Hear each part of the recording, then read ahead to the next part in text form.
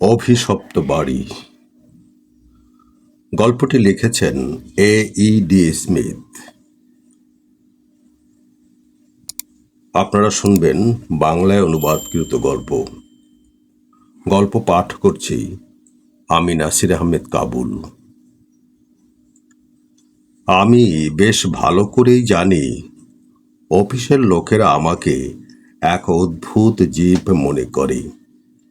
যদিও একজন লোক যে অধ্যয়নশীল স্বভাব বিশিষ্ট, যে গোলমাল পছন্দ করে না এবং যে নির্বোধের সঙ্গই বেছে নেয়, আরও বিশেষ করে দৃষ্টির অভাব হেতু যে মোটা কাচের চশমা পরে, তাকে ভুল বুঝে থাকবে সব সময় নিচুমনা লোকজন। সাধারণভাবে আমার বন্ধুদের মতামতের জন্য যে অবজ্ঞা পাওয়া উচিত তাই দিয়ে থাকে, কিন্তু আমি ভাবতে শুরু করেছি যে তাদের অভিমতের পেছনে হয়তো কিছু থাকতে পারে এই বিশেষ মুহূর্তে। তবে নিঃসন্দেহে আমি একটা প্রথম শ্রেণীর বোকা লোক। তা না হলে আমি ছুটিটা উপভোগ করতে পারতাম দিব্যি আরামে সকলের সঙ্গে মিলেমিশে, ভাঁড়ের গান শুনে অথবা সমুদ্রের ধারে বিশ্রাম নিয়ে দিন কাটাতাম। তার পরিবর্তে ফ্রান্সের এক নাম না জানা জায়গায় বোকার মতো সাইকেলে ঘুরে বেড়াবার মতলব করছি। বৃষ্টিতে পোড়া দস্তুর ভিজে, ক্ষুধার্ত ও দিশেহারা হয়ে মাল বোঝাই সাইকেল ঠেলতে ঠেলতে ঘুরে বেড়াচ্ছি এক অচেনা দেশে অপরিচিতর মতো।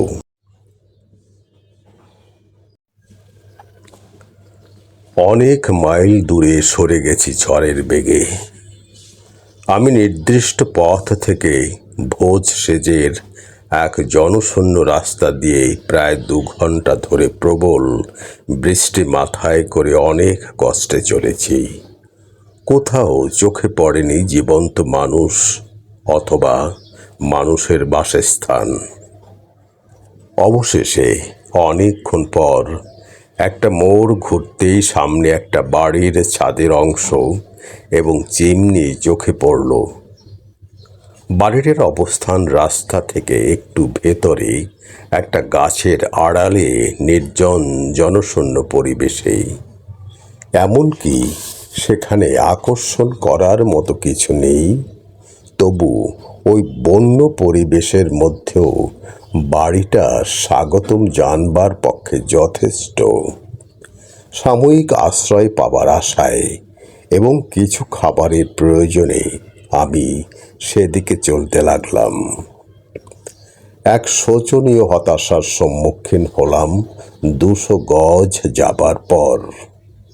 ছাদহীন দারোয়ানের ঘর, পুরনো ক্ষয়প্রাপ্ত লোহার গেট দুটো কবজার উপর ভর করে ঝুলছে। সামনের পায়ে চলার পথটা ঝোপ ঝাড়ে ভর্তি। এখানে কেউ থাকে না, এ সব কিছু ইঙ্গিত দিচ্ছে। মন থেকে সব ভাবনা চিন্তা ঝেড়ে ফেলে মনকে চাঙ্গা করে তুলতে লাগলাম যে এমন দুর্যোগময় অবস্থার মধ্যে এই পরিত্যক্ত বাড়িটা অবজ্ঞা করা ঠিক নয়। আমার ভিজে পোশাক নিংড়াতে পারবো আর ভাঙা সাইকেলটাও মেরামত করে নিতে পারবো কোনো এক আস্তানায় দাঁড়াতে পারলে। তাই আর সময় নষ্ট না করে সাইকেল নিয়ে বারান্দার নিচে দরজার সামনে গিয়ে দাঁড়ালাম। সেটা মনে হলো একটা পুরনো জমিদার বাড়ি। লতাগুল্ম বাড়িটার দেয়াল ঢেকে ফেলেছে। দরজার পাশে দুধারের খোদাই করা পাথরের বংশমর্যাদার নিদর্শন। বোঝা যাচ্ছে উঁচু দরের লোক বাস করত এখানে কোনো এক সময়। ঝোলে ভর্তি জানালাগুলো প্রায় বন্ধ। বোধ হচ্ছে বহুদিন কেউ বাস করেনি এখানে। চেষ্টা করলাম দরজাটা খোলার। কি আশ্চর্য! দরজা খোলা, পাল্লাটা ক্যাঁচ ক্যাঁচ শব্দে ফাঁক হয়ে গেল একটু ধাক্কা লাগতেই। সামনেই বড় হল ঘর, অস্পষ্ট আলোর ভেতরে ঢুকলাম। একটা ভ্যাপসা গন্ধ নাকে এলো। কয়েক মুহূর্ত দাঁড়িয়ে চোখ বুলালাম। একটা পুরনো খালি বাড়িতে ঢুকলে যেমন গা ছমছম করে, আমারও তেমনি একটু ভয় ভয় করছিল। আমার সামনে একটা চওড়া সিঁড়ি, তার ঠিক উপরে লম্বা মতো জানালার কাঁচগুলো মাকড়সার জালে আর ময়লায় ভর্তি। একটু আলো দেখা যাচ্ছে না। সিঁড়ি দিয়ে উঠে সামনেই যে ঘরটা দেখা গেল, তার দরজাটা ঠেলে খুলে ফেললাম। সাজানো গোছানো ঘরটা বেশ বড়। এটাই প্রধান ঘর বলে মনে হলো, যদিও বহুদিন অযত্ন ও অব্যবহারে শোচনীয় অবস্থা। কারুকার্য করা কার্নিশ ভেঙে গেছে। ঘরের ছাদের এক কোণের চুলকানি একেবারে খসে পড়েছে। 18 শতাব্দীর আসবাবপত্রগুলো রংচটা হয়ে পড়েছে। ছেঁড়া পর্দা ও কার্পেট ধুলোয় ঢেকে আছে। আমার মাথায় একটা বুদ্ধি এলো ফায়ারপ্লেসটা দেখে। জ্বালানি কিছু পেলে আগুন জ্বালিয়ে গরম চা করতে পারি, আর ভিজে পোশাক শুকিয়ে নিতে পারি। শুকনো ডালপালা পাওয়া গেল বাইরে একটু খুঁজতেই। কিছু ডালপালা নিয়ে এসে আবার বাড়িতে ঢুকে চটপট সিঁড়ি দিয়ে উঠলাম। কিন্তু কেন জানি না, হঠাৎ থমকে গেলাম ঘরটার চৌকাঠে দাঁড়িয়ে। পা দুটো যেন আমাকে আর টেনে নিয়ে যেতে চাইল না। কিছু যেন আমাকে ঘরের বাইরে যাবার জন্যে প্ররোচিত করছে। ডালপালা আবার পায়ের কাছে নামিয়ে রেখে কিছুটা অনিশ্চিতভাবে দরজায় দাঁড়িয়ে রইলাম। সেই পরিবেশের মধ্যেই আমি অজানা বিপদের গন্ধ উপলব্ধি করতে লাগলাম। এই জায়গা ছেড়ে যাবার সময় সব যেমন ছিল তেমনি আছে, তবু আমার মনে হচ্ছে আমার স্বল্পকালীন অনুপস্থিতিতে অশুভ কিছু এই ঘরে ঢুকেছিল, আবার বেরিয়েও গেছে। আমি ভীতু অথবা কুসংস্কারাচ্ছন্ন লোক নই। কিছুক্ষণ পরে আমি ডালপালা তুলে নিয়ে সিঁড়ির দিকে ফিরে গেলাম। আসলে আমি এ কাজ করিনি কোনো ভয় পেয়ে। আমি চিন্তা করলাম, সদর দরজার কাছাকাছি থাকলে এবং নিচে কোনো ঘরে আগুন জ্বালালে হয়তো আমি বেশ স্বস্তি পাব। সিঁড়ির দ্বিতীয় ধাপে পা দিয়ে সেই খোলা সদর দরজার আলোর দিকে তাকিয়েছি। হঠাৎ একটা জিনিস নজরে পড়তেই চমকে উঠলাম। মনে হলো কেউ যেন এইমাত্র ধুলোর উপর দিয়ে থলে কিংবা ওই ধরনের কিছু সিঁড়ির মাঝখান দিয়ে উপরে টেনে তুলেছে। সিঁড়ির শেষ ধাপ থেকে লক্ষ্য করলাম সেই ঘষা দাগটা হলঘর পেরিয়ে উল্টো দিকে দেয়ালের কাছে গিয়ে শেষ হয়েছে। সেখানে দেয়ালে আটকানো আলনায় একটা পুরনো পোকায় কাটা কোট ঝুলছে।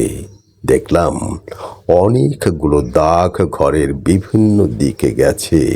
কোনোটা দুদিকে দরজার কাছে গিয়ে শেষ হয়েছে, কোনোটা সিঁড়ির পাশ দিয়ে বাড়ির পেছন দিকে গেছে, কিন্তু সবগুলো একটা জায়গা থেকে উদ্ভূত, কোট ঝোলানো আলনা থেকে। সবচেয়ে আশ্চর্যের ব্যাপার হচ্ছে আর কোনো পায়ের চিহ্ন নেই আমার পায়ের দাগ ছাড়া। আবার আমায় ঘিরে ধরল স্থিরতা। মনে হচ্ছে বাড়িতে কেউ বাস করে না, অথচ পরিষ্কার বোঝা যাচ্ছে কেউ বা কিছু সম্প্রতি এখানে ছিল। পুরনো কোটটার কাছে গিয়ে দেখলাম সেটা পুরনো ধাঁচের মিলিটারি ওভারকোট। তখনও দু একটা ময়লা ধরার উপর বোতাম লাগানো রয়েছে, স্বাক্ষর বহন করছে বহুদিন ব্যবহারের। যথেষ্ট সতর্কতার সঙ্গে আস্তে আস্তে আলনাটাকে ঘোরালাম। দেখলাম বাঁ কাঁধের ঠিক নিচে পনির মতো গোলাকার একটা গর্ত, তার চারধারের কাপড় পোড়া ও বিবর্ণ। মনে হয় যেন খুব কাছ থেকে পিস্তলের গুলি লেগে এমন হয়েছে। যদি এই গর্ত হয় পিস্তলের গুলিতে, নিশ্চয়ই এই কোটটা কোনো মৃত মানুষের। মনটা ভরে উঠল একটা বিরক্তিতে, কিন্তু স্থান দিলাম না বেশিক্ষণ। এটা একটা কল্পনাও হতে পারে না, তবে মনে হচ্ছে বিশ্রী কাপড়ের গন্ধ ছাড়াও যেন একটা পচা মাংস ও হাড়ের গন্ধ বেরোচ্ছে।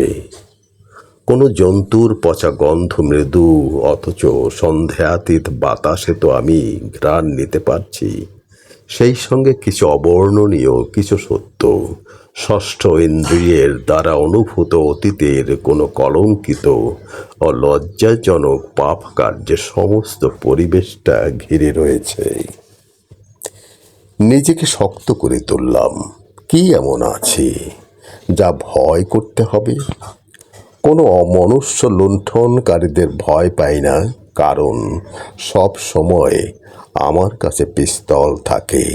আর ভূত, যদি সত্যি ভূতের অস্তিত্ব থাকে, তবে দিনের বেলায় তারা ঘুরে বেড়ায় না।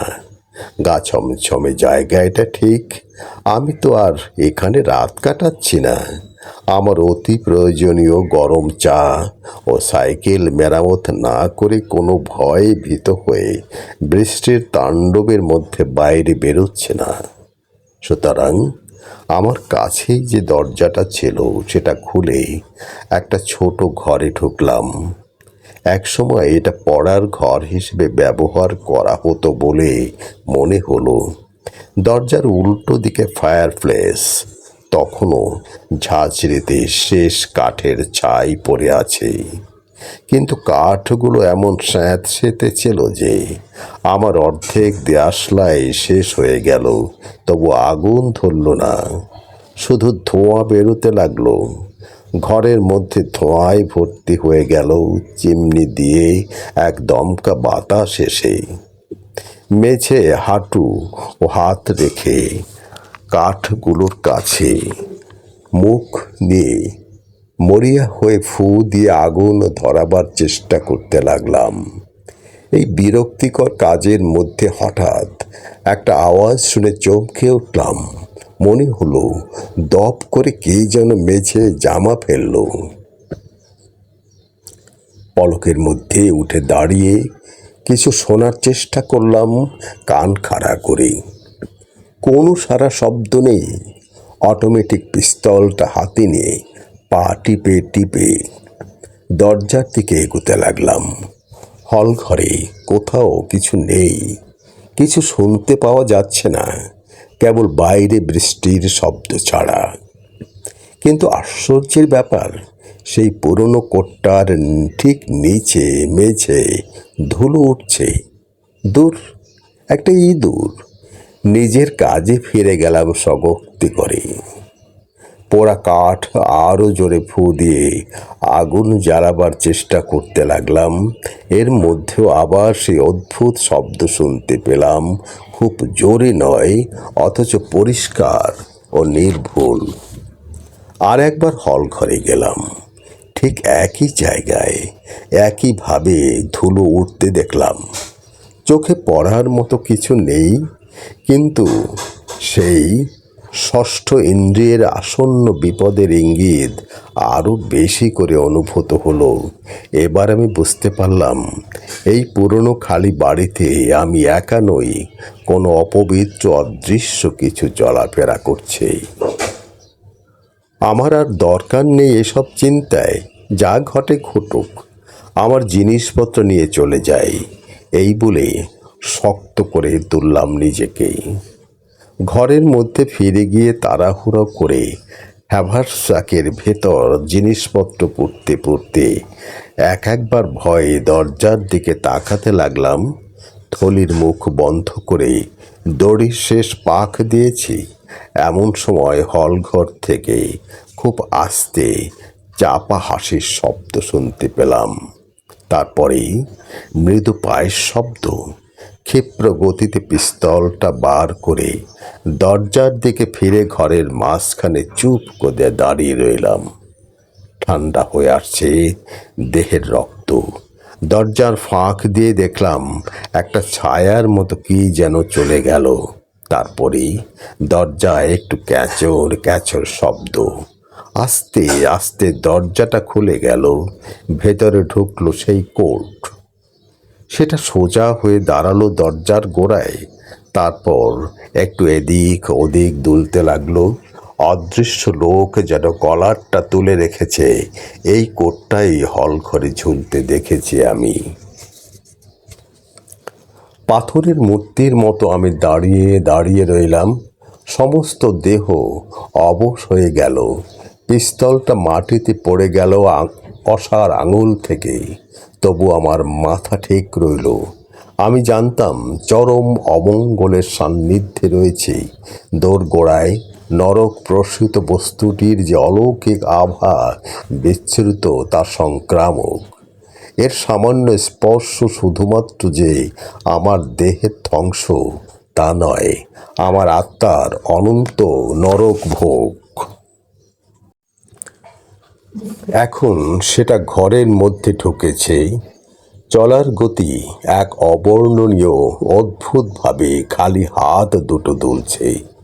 কোটের প্রান্ত মেঝে একবার করে পড়ছে আর ধুলো উঠছে। ধীরে ধীরে আমার দিকে এগোচ্ছে কোটটা। আবার বিস্ফারিত চোখ দুটি বস্তুটার উপর স্থিরভাবে নিবদ্ধ রেখে পায়ে পায়ে পিছু হটতে লাগলাম। আড়ষ্ট অচেতন যন্ত্রের মতো চলতে চলতে একেবারে অগ্নিকুণ্ডের দেয়ালে পিঠ স্পর্শ করলো। আমার পিছনে যাবার আর কোনো জায়গা নেই। তখনও সেটা আমার দিকে এগিয়ে আসছে।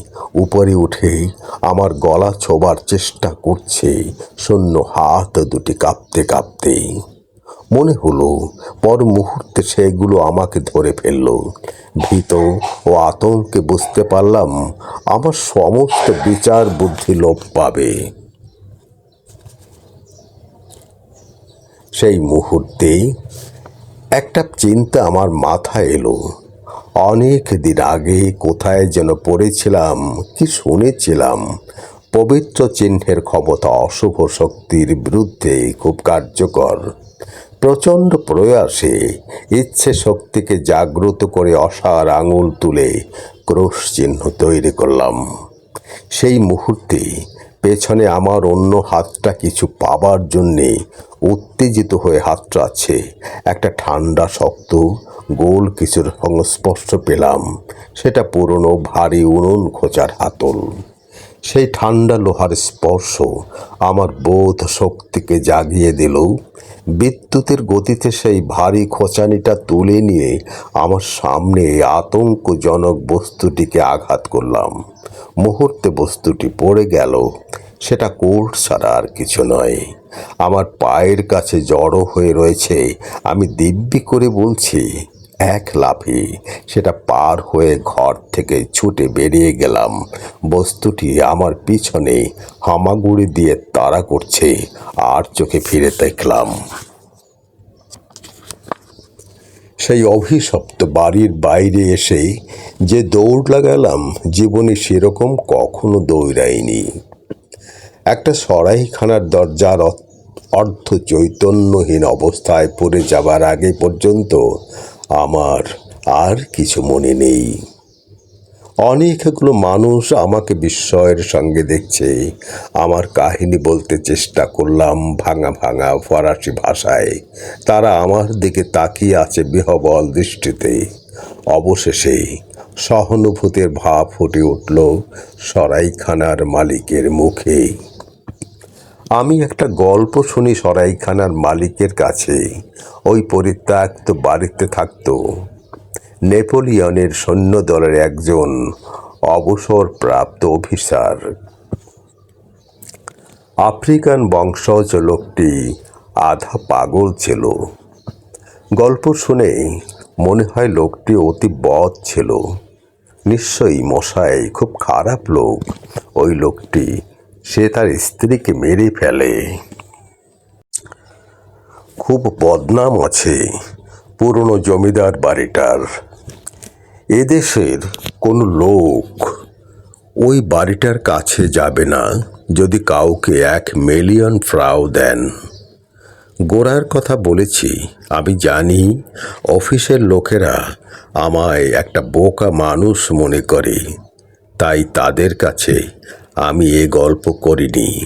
তবু এটা ডাহা সত্যি। আমার নতুন সাইকেল ও জিনিসপত্র হয়তো এখনো পড়ে আছে ওই ভূত প্রেত অধ্যুষিত জমিদার বাড়ির হল ঘরে। কান্ডারি হুঁশিয়ার, কাজী নজরুল ইসলাম। দুর্গম গিরিকান্তার মরু দুস্তর পারাবার, লঙ্ঘিতে হবে রাত্রি নিশীথে যাত্রীরা হুঁশিয়ার। দুলিতেছে তরি, ফুলিতেছে জল, ভুলিতেছে মাঝি পথ, ছেড়িয়াছে পাল, কে ধরিবে হাল, আছে কার হিম্মত। কে আছো জোয়ান, হও আগুয়ান, হাঁকিছে ভবিষ্যৎ, এ তুফান ভারী দিতে হবে পাড়ি, নিতে হবে তরি পার। তিমির রাত্রি, মাতৃমন্ত্রী শান্তির সাবধান, যুগ যুগান্ত সঞ্চিত ব্যথা ঘষিয়াছে অভিযান। ফেনাইয়া উঠে বঞ্চিত বুকেই বঞ্চিত অভিমান, ইহাদের পথে নিতে হবে সাথে, দিতে হবে অধিকার। অসহায় জাতি মরিছে ডুবিয়া, জানে না সন্তরণ, কান্ডারি আজ দেখিব তোমার মাতৃমুক্তিপণ। হিন্দু না ওরা মুসলিম, ওই জিজ্ঞাসে কোন জন, কান্ডারি বলো ডুবিছে মানুষ, সন্তান মোরমার। গিরি সংকট ভীরু যাত্রীরা গুরু গর্জায় বাজ, পশ্চাৎ পথযাত্রীর মনে সন্দেহ জাগে আজ। কান্ডারি তুমি ভুলিবে কি পথ, ত্যাজিবে কি পথ মাঝ, করে হানাহানি তবু চলো টানি, নিয়াছে যে মহাভার। কান্ডারি তব সম্মুখে ওই পলাশির প্রান্তর, বাঙালির খুনে লাল হলো যেথা ক্লাইভের খঞ্জর। ওই গঙ্গায় ডুবিয়াছে হায় ভারতের দিবাকর, উদিবে সে রবি আমাদেরই খুনে রাগিয়া পুনর্বার। ফাঁসির মঞ্চে গেয়ে গেল যারা জীবনের জয়গান, আসি অলক্ষ্যে দাঁড়াইছে তারা, দিবে কোন বলিদান। আজ পরীক্ষা জাতির অথবা জাতিরে করিবে ত্রাণ, দুলিতেছে তরি ফুলিতেছে জল, কান্ডারি হুঁশিয়ার।